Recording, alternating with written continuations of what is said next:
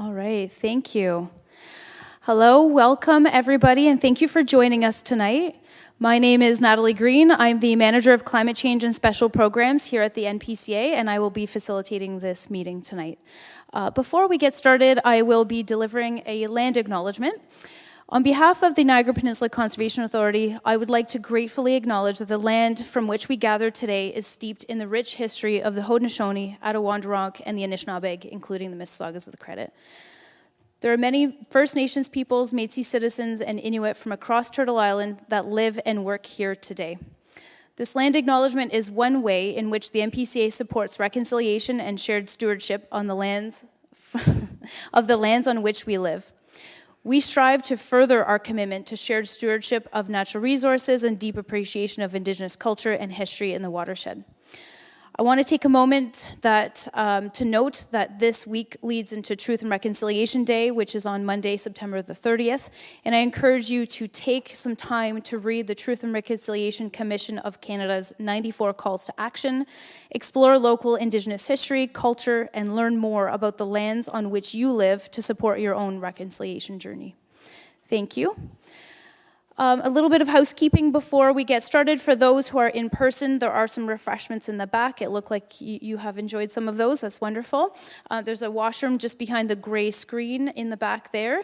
And for those of you joining us online, you can enter your questions in the chat. And when it comes to the Q&A portion of the meeting, we will alternate between in-person questions and online questions. Also, if you're joining us in the Zoom meeting and prefer a different view and are not looking to participate in adding questions to the chat, but you would like to just watch this recording, I encourage you to go to our YouTube channel, NPCA's YouTube channel. This is live streamed and you can watch it with a much more produced look to it, and it'll be a nicer view than seeing the whole room. With that, I'd like to turn it over now to our CAO Secretary Treasurer, Leilani Lee Yates, who will provide us some opening remarks. Thank you. Thank you, Natalie. Thank you to everyone who's joined us in person and those online for taking time out this evening. Tonight, you'll hear a presentation from staff on our Conservation Area Strategy, which is a requirement for us to complete under the Conservation Authorities Act and associated regulations. Following the presentation, there will be a Q&A that Natalie will moderate. We ask, again, that you submit through the chat or raise your hand here in person. Keep in mind, if you do have questions about particular sites or files, we do want to take those offline and have a chat with you after the meeting, but to ensure that everybody has an opportunity to ask a question, we ask that we have an opportunity to speak with you after. So just to introduce some staff today. On the Conservation Area Strategy, we have with us Eric Balden, Manager of Conservation Land Planning, and Carrie Royer, our Specialist in Conservation Land Planning. We also have support staff here from Watershed Strategies and Climate Change from our previous presentation that we just finished, and our great comms and support staff here today making this run so smoothly. So with that, I hope you have an enjoyable session with us, and thank you again for being part of this important strategy.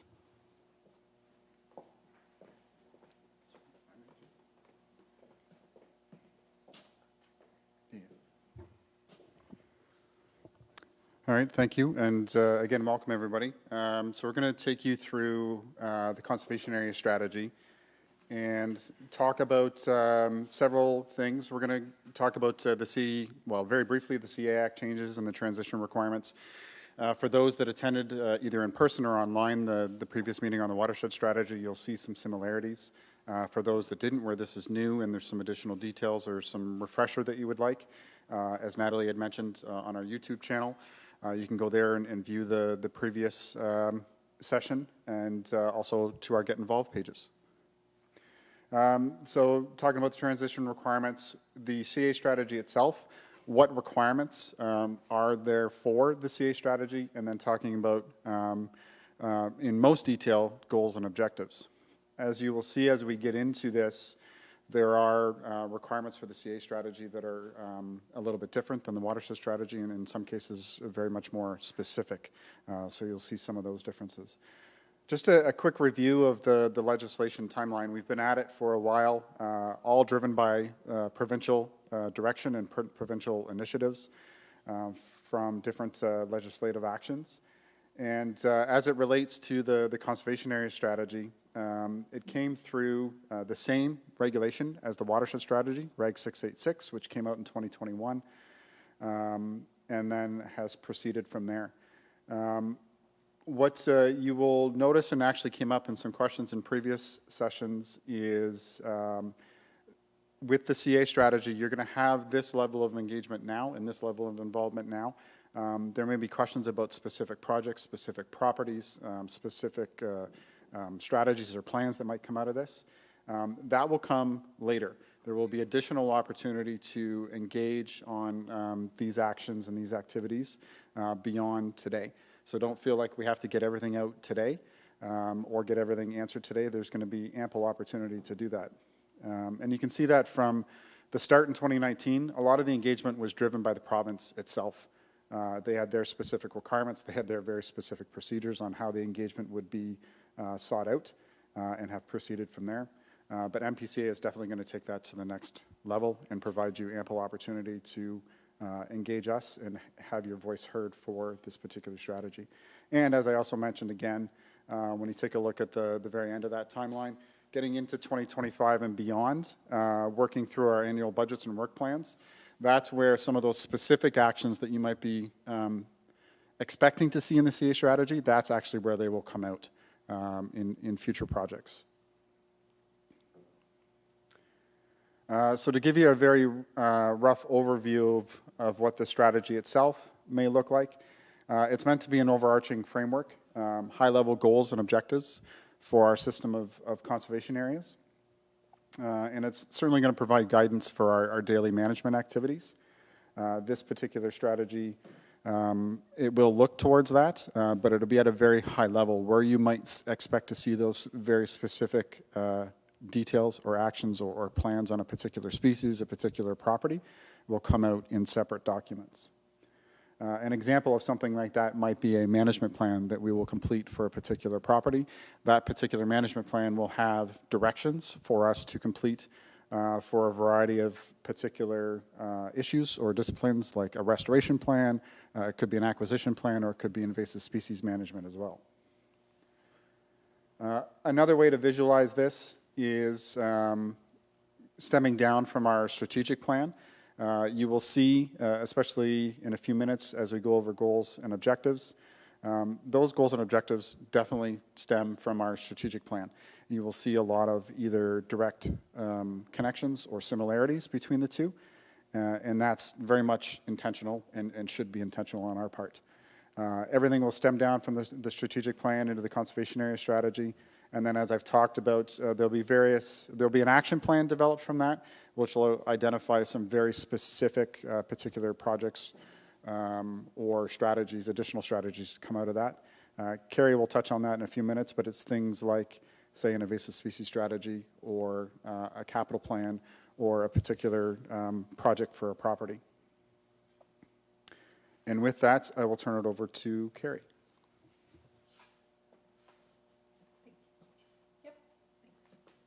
Hi, everyone. So I'm going to go through now the conservation area strategy in terms of the requirements that the province has given us of what the CA strategy must include. So one thing is the review and update process. So how is it going to be updated or looked at in the future? And then another piece is the land assessment. So they want us to look at our lands and look at how our conservation areas enhance natural heritage features in the watershed and how those integrate with other public lands. So example, lands that are owned by the province or municipalities for connectivity and things like trail access. So those two that are in the light blue, I'm not going to go into a large detail tonight because they're mostly internal processes. But we are going to go into a little bit more detail with the last three here, which is the programs and services. So identifying what those programs and services are, whether they're mandatory or non-mandatory programs specific to our conservation areas. The land use categories, so they would like us to establish categories for each conservation area to designate which activities are permitted and what the main objective of that conservation area is. And then the overarching goals and objectives for our conservation area strategy, which will, as Eric noted, be a guiding document for the development of future management plans and other plans for our CAs. Some of the things that the CA strategy is not and that you won't see reflected, while we feel that these are very important things and they will come out of the work eventually, but this level of detail, things like restoration plans and climate action plans, wayfinding and signage plans are not going to be included in the overarching CA strategy.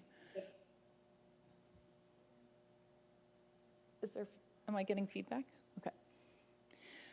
So just a review of those requirements. So for programs and services, that was one of the three that we're going to go through. Leilani shared a slide like this earlier of the category 1, 2, and 3 service areas. So category 1 are mandatory programs that we must do as a conservation authority. Category 2 are municipal programs and services that we may do through a memorandum of understanding with our municipal partners. And then category 3 are other programs and services that an NPCA may undertake. The NPCA has these 5 key service areas as a whole, as an organization. Again, if you're listening in for the second time tonight, you will have seen these in Leilani's presentation as well.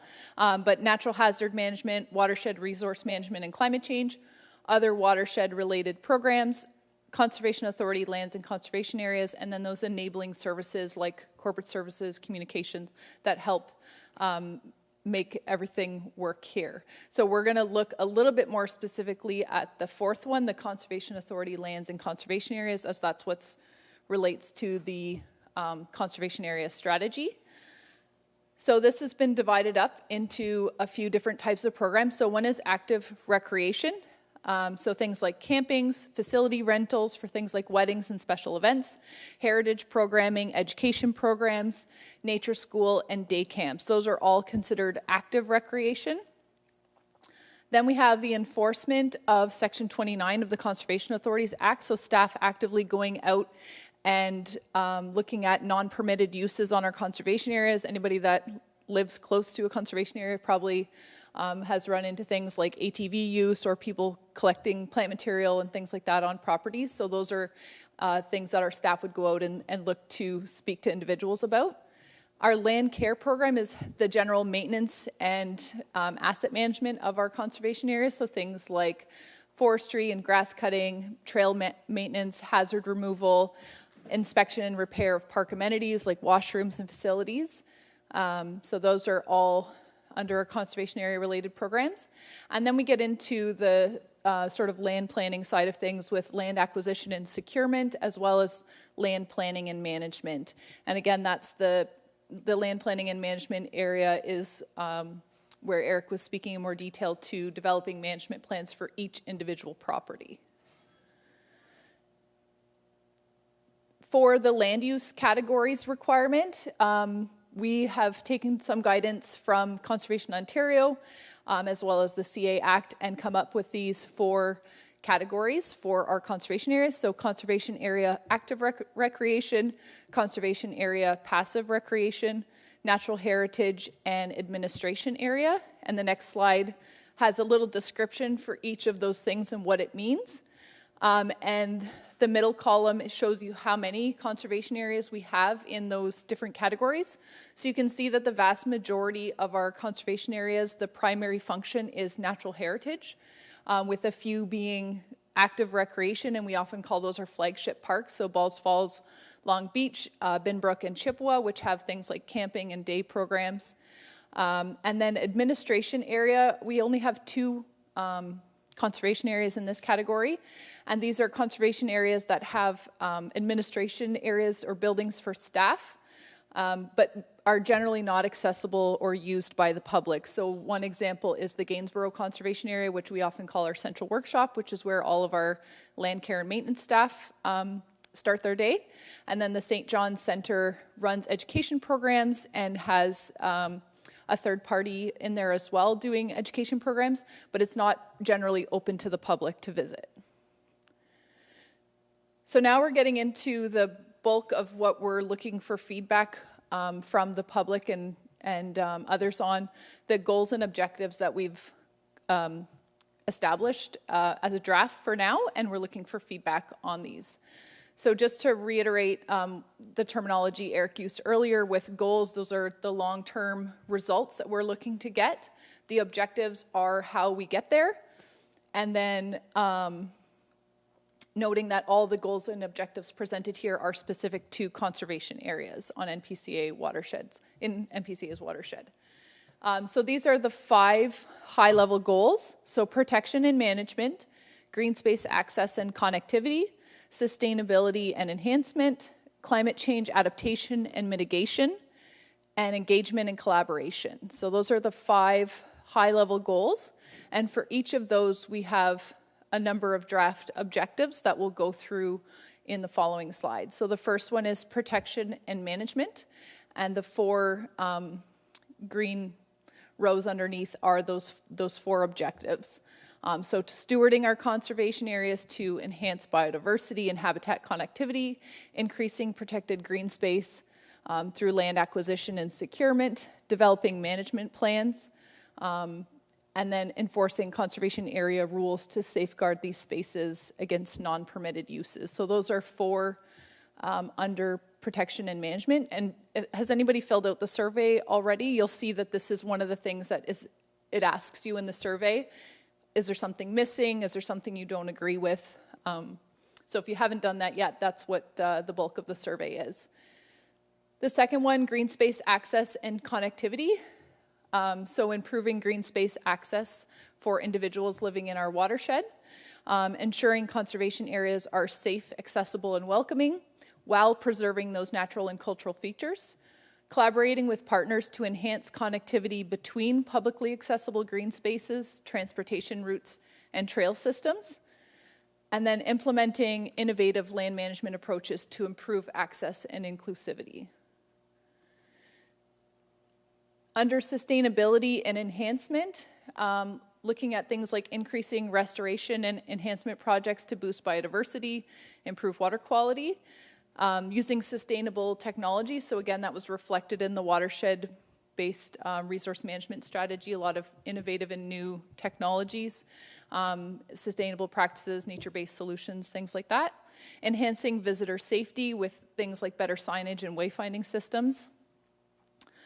Lead green infrastructure and sustainable technologies in our conservation areas, and then seeking new and innovative opportunities to improve our financial sustainability. Climate change, adaptation, and mitigation. So adapt conservation area programs and services to address changing climate conditions. Identify and improve climate resilience in our conservation areas, and then seek opportunities to mitigate climate change through strategic land acquisitions, restoration, and planning. Engagement and collaboration, so collaborate with community groups on outreach and environmental initiatives, deliver experiential education programs that connect future conservation leaders to nature, and expand Indigenous programming, placemaking, and recognition of Indigenous heritage. So the next steps, so just a little bit of a timeline going forward. So right now we're in the public engagement process. We've presented this draft goals and objectives to our public advisory committee. The survey is available online. We have the portal. In October, we're going to be reviewing all that feedback and putting that together into a draft conservation area strategy. And then November, we'll be further refining the strategy after we've had some public input on that. And then finally, we will have the final strategy, which is due by the end of December, approved and available for the public to see.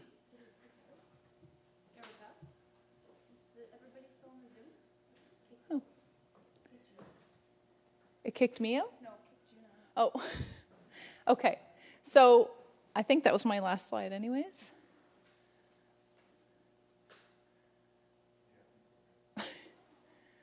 The next one just said, happy to take any questions. And I'll move that back to Natalie. Thank you.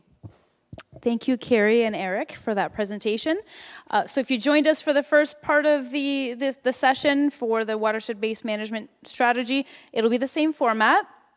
We're going to open it up to questions now. Are we good online, Erica? Do we need a break or anything? Are we okay? Okay. All right, so the format of the Q&A period, we'll take some questions in person. I'll walk around with a microphone. People can ask their question. I'll turn it over to staff to answer. And then we'll take some turns and we'll turn it over to the online component and ask Erica to read the online questions and do the same thing. And we'll flip-flop. We have until about 7:55 to take some questions, so we've got quite a bit of time. If you do have a question in person, just raise your hand and I can walk around. We'll start there first. Anything? Okay, we'll walk over here. John, you know the drill? Yeah. Hold it real close. Okay, thank you. I'd like to first build upon, I like that one of the goals was strategic land acquisition. Needs to be strategic because of all the demands, but one area I think that is strategic, there's a lot of areas that are now protected wetlands that are within urban boundaries, and that's good that they're protected for now, but there's a situation where the landowner really, I don't think, likes that situation and will pressure for changes in public policy to end that. And the way to deal with this problem is to have the lands be, acquired. I'm not saying the authority has to do all this itself, but it is often many partnerships. Like when the Wainfleet Bog was acquired, there was the authority was involved, but the Nature Conservancy, the provincial government, and there was also appeals to the general public. So that, I think, should be a priority, these areas. Now, I like the idea of that I saw that sort of was similar to the point in my previous comment, but I was thinking there's even more partners than I mentioned. Like one thing, the Bruce Trail Association, they in effect are a partner. There's all these conservation areas along the escarpment, and the Bruce Trail Conservancy, they own land in between them, and it sort of a partnership should be recognized. And a lot of even Parks Canada owns land that has a lot of significant natural habitat, and they don't really know what to do with them in Niagara-on-the-Lake, and that needs to be addressed. Now, the other point I thought of is this: a lot of well-informed ecologists have commented about the problem of the management of the Biederman Drain, which drains the Wainfleet Bog. That drain wasn't designed for conservation areas. It was, designed for other purposes that are, there's now very little farming in the watershed of the Biederman Drain, and it seems to have been designed for agricultural purposes, and it needs to reflect, the reality of what's there now of a great, natural habitats. Thank you, John. We're going to break that question down a little bit because there's a couple of parts to it. So the first one was about land acquisition and our role in land acquisition. So I'll ask Eric to take the land acquisition question. The other two parts, one was about engagement and working with partners for land acquisition. So I think you can meld those two together. And the third one was specific to Wainfleet Bog and the drain in that area. So take the first two and turn it over to you. Okay, thank you. All excellent questions and well-informed. From the acquisition perspective, you've probably heard that we've had a lot of recent success with different land acquisitions, and we are very strategic about what we go after. The watershed is very large, and I think as much as we would like to have direct management or ownership over as much of that as possible. The resources required to do so just are too large. So hence the strategic part. When we talk about urban lands in particular, there's a couple things that we do have to consider. Those lands are no less significant, but the cost to purchase and acquire those lands can be much, much higher. And then even if we're successful with that, the cost of managing those lands can be much higher than some of our rural properties. So those urban opportunities are always something that we look at, just like the rest of our watershed. But there are some extra considerations that we have to give or have to consider when looking at those properties. But one of the ways, as I think you astutely articulated, was one of the ways we can manage that or help manage that is working with our partners. And I think part of what this strategy is going to explore and what we continue to work on every day is working with our partners to figure out, okay, what agency is the best to manage the property, what niche does this property fill, and what agencies or which partners are best to own and operate and manage the property. Can you speak to the Wainfleet Bog as well?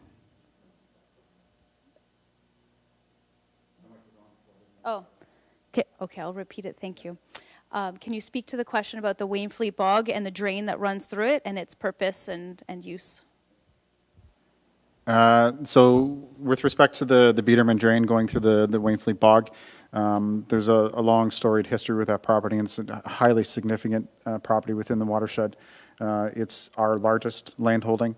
That particular drain and water feature is something that we continue to work at. We are working with the Wainfleet Bog Committee in reviewing a bunch of data that we have for that particular area, and really working to determine what the best options are for managing that drain and the type of impact it has on the broader bog community and certainly the number of very significant species that exist there. So you'll see more action on that later this year in 2025. Action on the ground could take a bit longer. That particular ecosystem is so significant and so large, it's not necessarily an easy solution to come to. And that's why we welcome the partnerships with the advisory committee. Thank you. So I'll turn it over to Erica.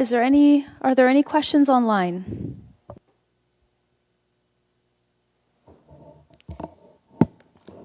Yes, we do have one question. The online participant asks, sorry, one second. How will the CA strategy seek to enhance accessibility standards at conservation areas?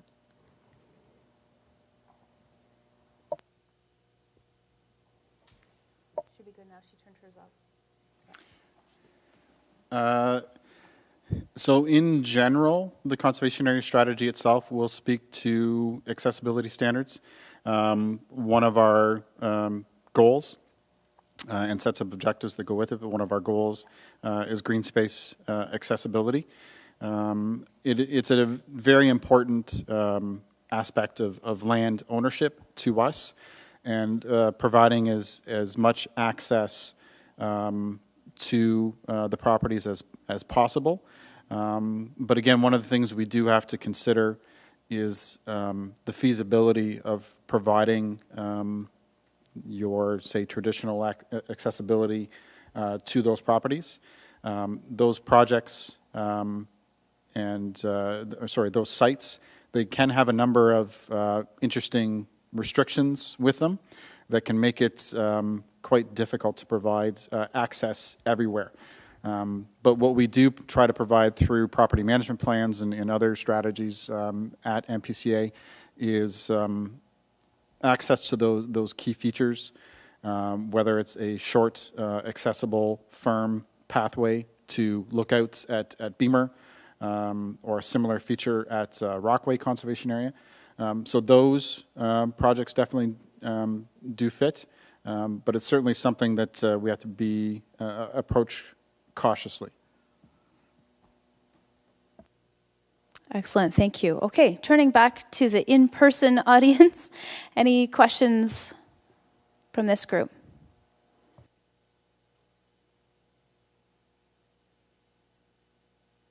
Okay, no questions? Okay, okay. Hold on, so everybody can hear you.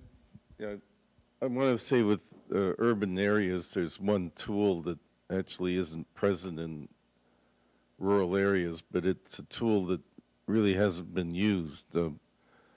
Municipalities have the ability to impose development conditions, and part of that is a parkland dedication fee.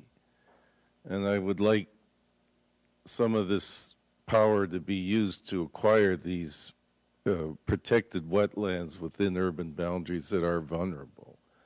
Often people are dismissive of this type of approach. They say, well, why should we pay to when it is protected already? But in reality, it doesn't mean it's going to be protected for very long. Okay, so the question is regarding protecting through different tools in the development fee. Eric or Leilani? Eric, okay. I'll start, and then Leilani can step in with more specific aspects on the parkland dedication. You bring up a topic that I've, like a phrase that I've used for my 20 years in the business, where the relying on policy to permanently protect the lands hasn't always been the best, and a lot of us have been saying that for years, and in a lot of cases we got the response of no, it's going to be sufficient, and I think we're seeing now that perhaps it isn't. So at NPCA we're not hesitant to go out and acquire those wetlands, whether they're rural wetlands or urban wetlands, to protect them from development. Because there's no guarantee that next year or 5 years from now that the policy is going to remain or that the wetland is going to remain. So one of the best ways we can do that is through our direct ownership. If I can add to that and perhaps provide some clarification through the Planning Act application review process, you are correct. Municipalities do have tools through approvals, draft plan of subdivision approvals, site plan approvals to impose conditions that would look at land dedication.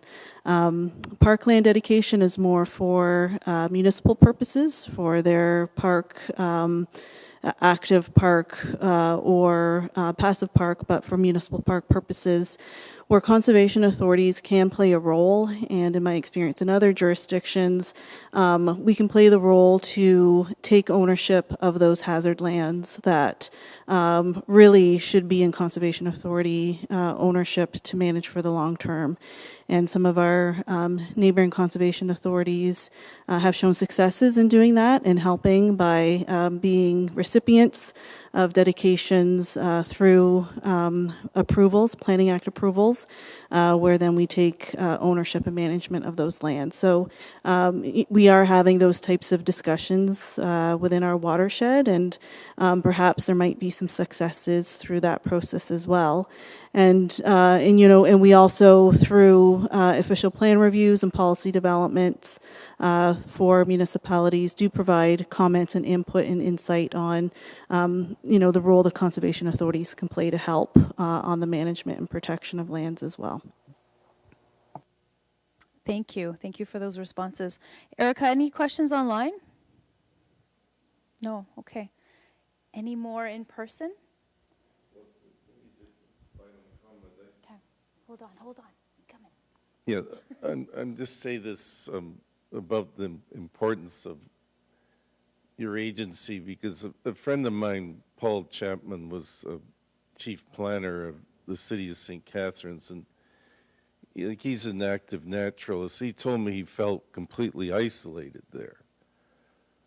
There's no one in the city, I think, had degrees in ecology, and it's only in the conservation authority, and that's why you need get involved with these public agencies where the land managers don't have the scientific training.